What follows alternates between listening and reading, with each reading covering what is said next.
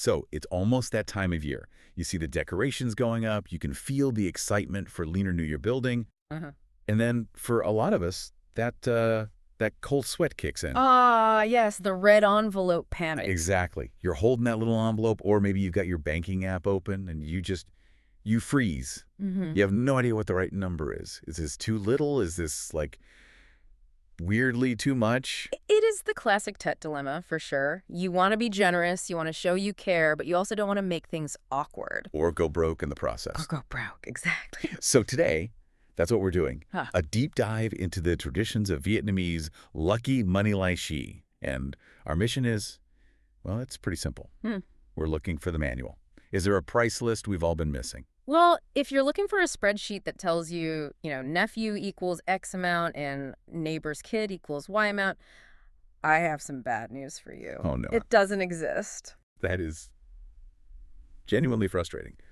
I was really hoping for a cheat sheet. So if there's no universal rule, how's everybody else figuring this out? Are we all just guessing? Not guessing exactly. See, while there isn't a fixed number, the source material we looked at suggests there's a fixed logic. It basically boils down to three things. Okay, a logic. Yeah. I can work with a logic. Let's unpack this. What's the calculus here? So the first variable is the most obvious one, relationship closeness. Right, so immediate family, your kids, your parents, they're in a completely different tier than, say, a coworker you see twice a week. Exactly.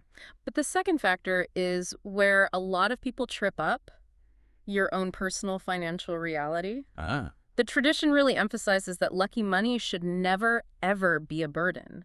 If you're stretching your budget just to hit some number you think is right, you're actually kind of missing the point. That's honestly a huge relief to hear. I think there's this assumption that there's a market rate you have to match no matter what's in your bank account. Right. And the third dependency? What's that? Family tradition. This is the unwritten rule.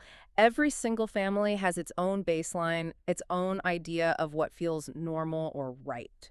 So it's completely subjective. It's all about context, not a calculator. Mostly. But this is where it gets really interesting because the how much is subjective, but the actual number is getting very specific. What do you mean? Especially now that we're moving away from physical cash and more towards digital lishi. Oh, right. Because with physical cash, you're limited by, the banknotes the government prints. You can't Right. just hand someone a $66 bill. Exactly. But with a digital transfer, you can type in any amount you want. And that has caused this massive revival in focusing on numerology, on lucky digits. So we're talking about specific numbers having specific meanings, like Yep. beyond just their monetary value. We are. The article we're drawing from points to 6, 8, and 9 as the big three, the superstars. 6, 8, and 9. Yeah. In Vietnamese culture, these aren't just random integers. They're loaded with meaning. They signify good fortune, prosperity, luck.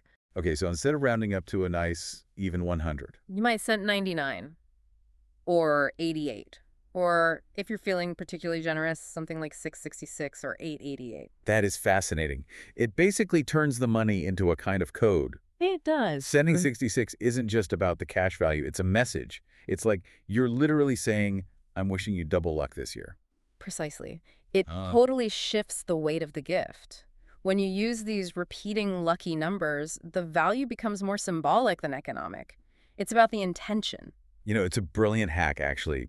If you're stressed about your budget, using a lucky number lets you give something that feels really meaningful without obsessing over the raw total. That's the key takeaway here. You're paying for the symbolism, not just the purchasing power. So you can stop stressing about the market price. Yes. Just focus on your budget, your relationship to the person,